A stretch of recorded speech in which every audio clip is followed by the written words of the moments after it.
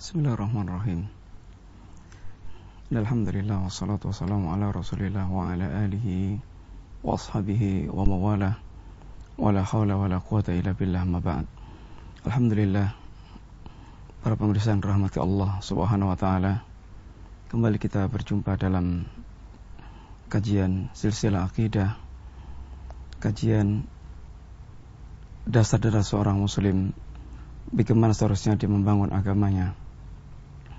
Para pemirsa yang rahmati Allah Subhanahu wa taala, kita pada pembahasan yang lalu telah sampai pada pembahasan alasan apa yang mendasari kita berbicara akidah dan mengawali agama kita dari sisi akidah. Telah kita sampaikan yang pertama, bahwa asas agama kita adalah akidah. Ini aqidatul tauhid. Dan amal kita tidak akan diterima oleh Allah Subhanahu wa taala kecuali kita tegakkan di atas akidah yang lurus, akidah yang sahihah. Sehingga seluruh para nabi dan para rasul Allah SWT pula, bagaimana mereka semuanya dengan semua problematika yang mereka hadapi, mereka semuanya mengajak dan memiliki ajakan prinsip yang sama, yaitu pada akidah yang sahihah, kalimat tauhid, la ilaha illallah. Demikian pula akidah telah memberikan sumbangsi yang sangat besar untuk mewujudkan seorang muslim yang betul-betul dia tahan banting di medan ujian, sehingga dia akan menjadi seorang yang bersabar di tengah-tengah badai ujian. Yang hakikatnya kehidupan kita semuanya merupakan ujian dari Allah Subhanahu wa taala. Insyaallah kita melanjutkan pembicaraan kita di antara alasan penting yang perlu kita ketahui kenapa mesti kita membicarakan akidah dan mengawali dalam kita beragama dengan akidah yang sahihah sebelum kita masuk pada cabang-cabang agama kita, yang Islam memiliki cabang yang banyak dalam cabang agamanya, dalam cabang ajarannya. Akan tapi kenapa kita mesti mengawali dari sisi akidah? Akidah dia akan memiliki pengaruh yang sangat kuat dan memberikan dorongan yang sangat kuat untuk mewujudkan amalan. Sebagaimana kita ketahui semuanya bahwa jannah yang dicita-citakan setiap kita dengan semua apa yang kita lakukan tidak akan bisa kita dapatkan kecuali dengan mewujudkan amalan-amalan saleh setelah tentunya karunia Allah SWT. Karena sungguhnya kita masuk jannah bukan dengan amal kita, akan tapi dengan karunia dan rahmat Allah Subhanahu wa taala.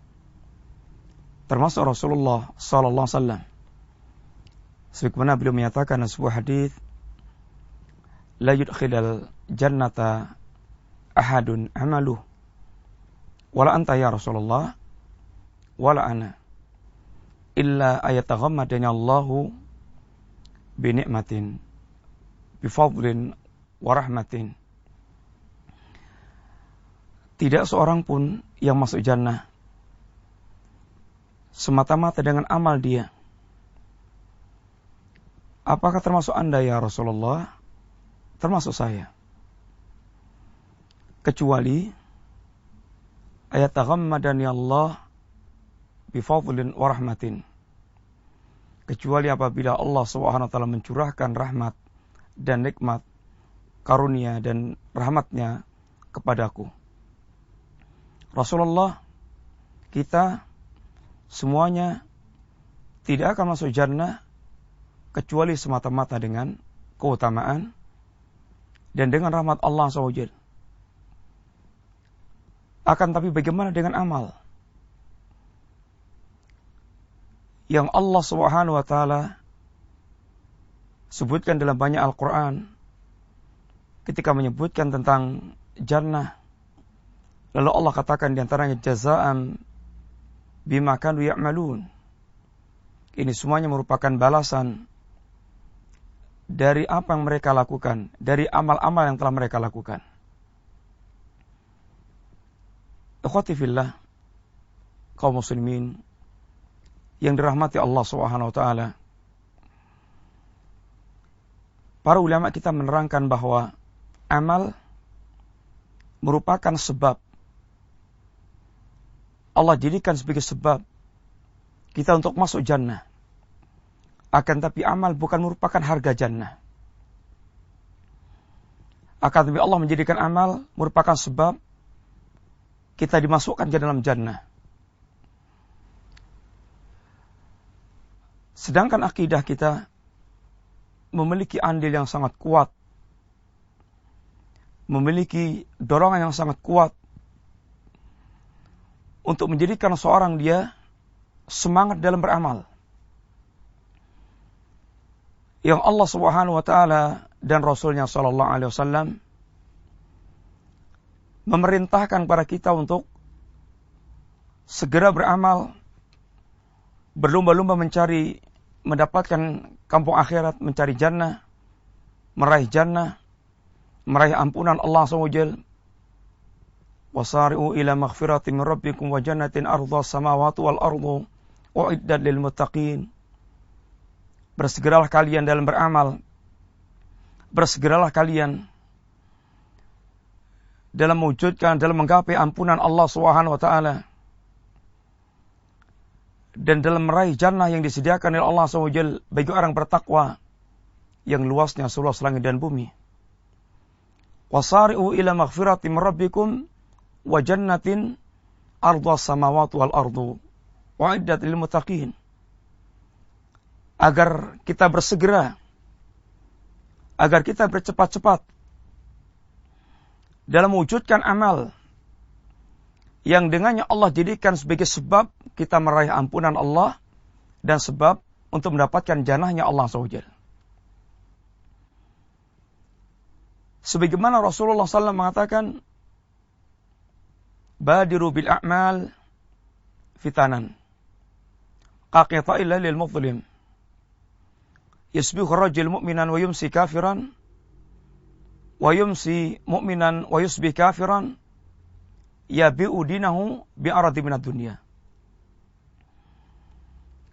Bersegeralah kalian beramal, badiru bil a'mal, segeralah kalian beramal, karena akan datang fitnah-fitnah yang fitnah bagikan potongan malam yang sangat gulita, yang dahsyatnya digambarkan Rasulullah SAW. Ada orang yang mereka paginya mukmin, sorenya telah kafir, sorenya masih mukmin, paginya telah kafir, yang menunjukkan dahsyatnya fitnah yang melanda. Dan ada orang yang mereka menjual agama mereka dalam rangka untuk mendapatkan potongan-potongan kepingan-kepingan dunia. Wasari'u badiru fabidzalika falyatanafasil mutanafisun. Semuanya merupakan arahan, wasiat kepada setiap kita agar kita bersegera, bercepat-cepat, bersemangat untuk beramal dalam rangka meraih ampunan Allah SWT dan meraih jannah yang disediakan oleh Allah Subhanahu wa taala. Kaum muslimin yang dirahmati Allah SWT, akidah memiliki andil yang sangat kuat, memiliki faktor yang mendorong yang sangat hebat, sebagaimana terjadi pada sejarah para sahabat. Sebagaimana di antaranya ketika Ibnu Mas'ud radhiyallahu anhu mengisahkan tentang kehidupan para sahabat. Di antaranya dalam amalan salat kita lihat, kata Ibnu Mas'ud di antaranya, man sarrahu ayalqallaha ghadan musliman falyuhafidh ala haula'i salawat hina yunada bihinna. Barang siapa yang dia ingin bertemu Allah Subhanahu wa taala kelak dari kiamat sebagai seorang muslim, dia wafat sebagai seorang muslim, dan dia bertemu Allah sebagai seorang muslim, yang dia akan bergembira dengan pertemuannya dengan Allah Subhanahu wa taala, falyuhafidz ala hadhis salawat hina yunada bihinna. Maka jagalah salat-salat yang 5. Jagalah salat-salat yang 5. Ketika Anda disuruh untuk mewujudkan salat, ingin melaksanakan salat jamaah ke masjid, ketika disuruh seorang muadzin yang hakikatnya merupakan seruan Allah Subhanahu wa taala agar kita berangkat ke masjid menunaikan salat jamaah, fa innallaha syara'a li nabiyyikum sunanal huda, karena sungguhnya Allah Subhanahu wa taala mensyariatkan untuk nabi kalian sunah-sunah petunjuk. Lalu beliau mengatakan, wala salaitum fi buyutikum kama yusalli hadzal mutakhallif fi baiti. Apabila kalian salat di rumah-rumah kalian sebagaimana salatnya orang yang terlambat, maka kata Ibnu Mas'ud, laqad taraktum sunnata nabiyikum. Sungguh kalian telah meninggalkan sunnah nabi kalian. Wa in taraktum sunnata nabiyikum laqad dhalaltum. Dan apabila Anda atau kalian meninggalkan sunnah nabi kalian, niscaya kalian akan sesat. Demikian Ibnu Mas'ud menerangkan bagaimana setiap kita hendaknya memiliki perhatian sangat besar tentang salat, amalan salat. Kemudian Ibnu Mas'ud mengatakan, menceritakan, ada orang yang mereka datang ke masjid dalam keadaan dipapah, dipanggul oleh 2 orang, dipapah oleh 2 orang, sampai dia didudukkan di shaf. Pertanyaannya, kaum muslimin rahmati Allah SWT, apa yang membuat orang ini yang sesungguhnya memiliki udzur untuk tidak sholat ke masjid, lalu dia datang ke masjid sekalipun dengan dipapah oleh 2 orang? Karena akidah yang ada di hati mereka, keinginan untuk meraih keutamaan yang disebutkan oleh Allah dan Rasulnya sallallahu alaihi wasallam tentang salat jamaah. Dan itu letaknya ada pada hati dan berkaitan dengan akidah yang ditanamkan Rasulullah SAW berkaitan dengan fadlu salatil jamaah, keutamaan tentang salat jamaah. Ubay bin Ka'ab mengisahkan pula dalam berkaitan dengan amal sebagian sahabat. Ada seorang sahabat Ansar, rumahnya paling jauh dari Masjid Nabawi. Akan tapi kata dia, tidak pernah orang ini dia terlambat salat bersama Rasulullah SAW. Dia selalu salat berjamaah bersama Rasulullah SAW. Kemudian ada orang menawarkan pada orang tersebut, seandainya Anda membeli kendaraan yang bisa mengangkut Anda di tengah gelapnya malam dan di tengah teriknya panas. Dan kita semuanya tahu bagaimana kondisi Saudi apabila panas dan apabila dingin. Dan saran tadi dalam rangka untuk meringankan dia. Apa katanya? Ma yasurruni anna manzili ila jambil masjid. Tidak menggembirakanku seandainya rumahku itu ada di samping masjid, kata dia. Lalu apa yang membuat dia semangat datang ke masjid? Tidak pernah terlambat. Dia selalu salat bersama Rasulullah SAW. Setiap disuruh adzan. Sedang rumah dia paling jauh dari Masjid Nabawi. Apa katanya? Uridu ayuktaba mamsaya ilal masjid. Aku sangat ingin sekiranya setiap langkahku ketika aku pergi ke masjid ditulis oleh Allah SWT. Warujui idza raja'tu ila ahli, dan aku ingin pula sekembalinya aku dari masjid untuk bertemu dengan keluargaku, setiap langkahku ditulis oleh Allah SWT. Ketika Rasulullah SAW mendengar orang ini demikian semangatnya, apa kata Nabi? Qad jama'allahu lakum. Allah telah menghimpun semua untuk Anda. Kaum muslimin,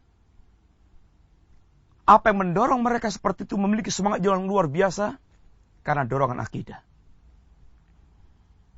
Kita mau lihat pula contoh di antara contoh para salaf kita, Qiyamul Lail. Yang Qiyamul Lail merupakan da'bus salihin. Qiyamul Lail merupakan kebiasaan orang-orang saleh, yang merupakan ciri ibadur rahman. Alladzina yabituna li rabbihim sujadan wa qiyaman. Orang-orang yang mereka sujud, berdiri dan sujud, menghiasi malam mereka dengan Qiyamul Lail, melewati malam-malam mereka dengan Qiyamul Lail. Mereka jauhkan lambung mereka dari tempat tidur mereka. Tatajafa junubum anil madaji. Suhaib, istrinya mengatakan kepadanya, ya Suhaib, ittaqillaha, nim qalilan. Ya Suhaib, bertakwalah Anda kepada Allah SWT, tidurlah sebentar. Qad ja'alallahu layla sakanan. Bukankah Allah telah menjadikan malam sebagai tempat istirahat? Kata Suhaib, na'am. Qad ja'alallahu layla sakanan likullin nas illa li Suhaib. Allah telah menjadikan malam sebagai tempat istirahat bagi semua manusia kecuali Suhaib. Kata istrinya, limada? Kenapa ya Suhaib? Kenapa demikian ya Suhaib? Maka kata Suhaib, idza dzakartul jannah wa ma fiha min na'im. Ketika aku mengingat surga dengan segala kenikmatan yang ada di dalamnya, tara naumi sauqan ilaiha. Sungguh langsung hilang rasa kantukku karena rindunya aku untuk mendapatkan jannah. Wa idza dzakartu an-nara wa ma fiha min adzabin alim. Dan ketika aku mengingat neraka dengan seluruh azab yang pedih, tara qalbi khaufan minha. Sungguh hatiku terbang karena takut terhadap neraka. Sehingga dia tidak bisa tidur. Dia tegakkan malam karena dorongan, karena surga dan karena neraka, yang merupakan akidah yang menancap di hatinya. Bagaimana akidah telah memberikan andil besar seorang untuk memiliki semangat dalam beramal. Demikian pula ketika di medan jihad, bagaimana kisah para salaf. Hamdalah, yang dikenal dengan ghasilul malaikah, orang yang mereka mayatnya dimandikan oleh malaikat. Kisahnya adalah Hamdalah, seorang pengantin baru. Kemudian dia sedang junub. Kemudian dia mendengar ada seruan jihad. Dia berangkat jihad dalam keadaan dia junub. Akhirnya dia menemukan syahidnya, mendapatkan syahidnya. Dan kemudian dia dimandikan oleh malaikat. Tentu apa yang mendorong Suhaib, pengantin baru yang sedang menikmati malam-malamnya, kemudian dia pergi berangkat jihad. Bahkan ketika dia sedang masih dalam keadaan junub, tentu tidak ada yang mendorong kecuali akidah yang ada dalam hati dia. Betapa sangat besarnya keutamaan jihad dan syahid di jalan Allah Subhanahu wa taala. Demikian pula seorang yang ketika sedang berkecamuknya perang Uhud, dia waktu itu sedang makan korma. Lalu dia tanya Rasulullah SAW, ya Rasulullah, seandainya aku terbunuh, di mana aku ya Rasulullah? Fil jannah, kata Nabi. Fil jannah, di sorga. Maka orang ini pun kemudian tidak bersabar untuk menghabiskan kormanya. Dia buang kormanya dan dia berangkat ke medan tempur dan dia mendapatkan syahid di jalan Allah SWT. Akidah telah mendorong dia. Keutamaan akidah yang tertanam di hati dia tentang keutamaan jihad dan syahid di jalan Allah telah mendorong dia sehingga dia memiliki semangat yang sangat luar biasa. Ada 3 orang dari kalangan fuqara. Dia datang pada Rasulullah SAW. Dia tidak memiliki kendaraan untuk mengangkut ke medan jihad. Dan dia ingin seandainya Rasulullah menyediakan kendaraan untuk mengangkut ke medan jihad. Maka ketika mereka datang pada Nabi dan menyampaikan apa yang mereka inginkan, apa kata Nabi? La ajidu ma'ahmilukum alih. Aku tidak mendapatkan sesuatu yang bisa mengangkut Anda ke medan jihad. Maka orang ini, dia pulang. Dia kembali. Watawallau.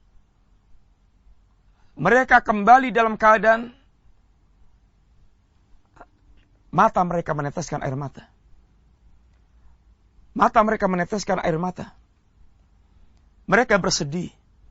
Hasanan. Mereka bersedih. Karena Rasulullah tidak mendapatkan kendaraan yang bisa mengangkut mereka ke medan jihad. Apa yang membuat mereka bersedih? Dan apa yang membuat mereka terdorong untuk berangkat ke medan jihad? Tidak lain kecuali akidah yang ada di hati mereka.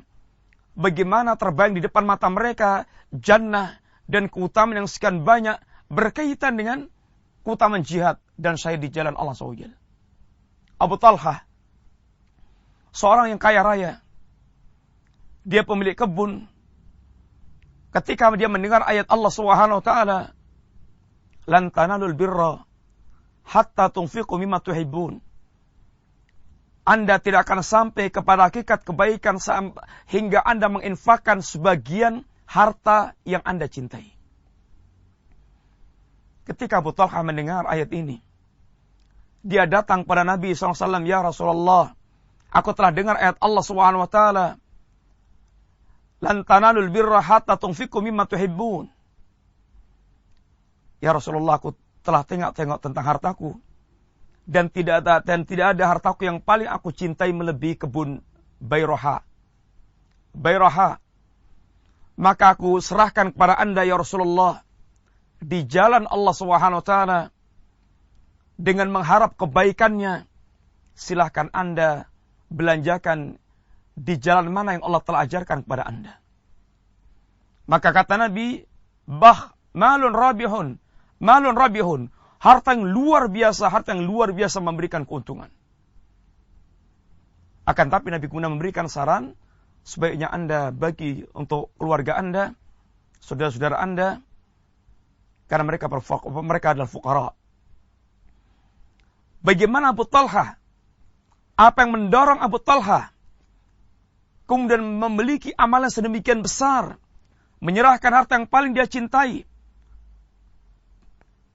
Kalau bukan karena akidah yang tertanam di hati mereka, di hati dia, berkaitan dengan apa yang Allah inginkan dengan menyerahkan harta sebagai infak fisabilillah tersebut. Masalah muslimin yang dirahmati Allah SWT.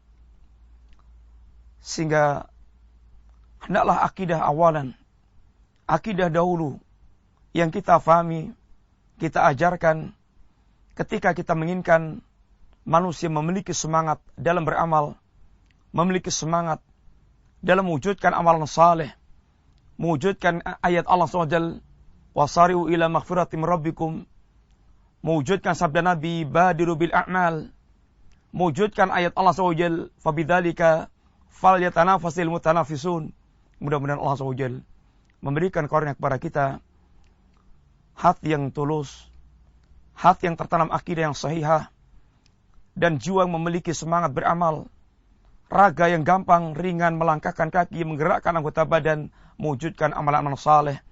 Mudah-mudahan Allah SWT memperbaiki dan merahmati memberkahi kehidupan kita hingga kita bertemu Allah Azza wa Jalla dalam keadaan husnul khatimah.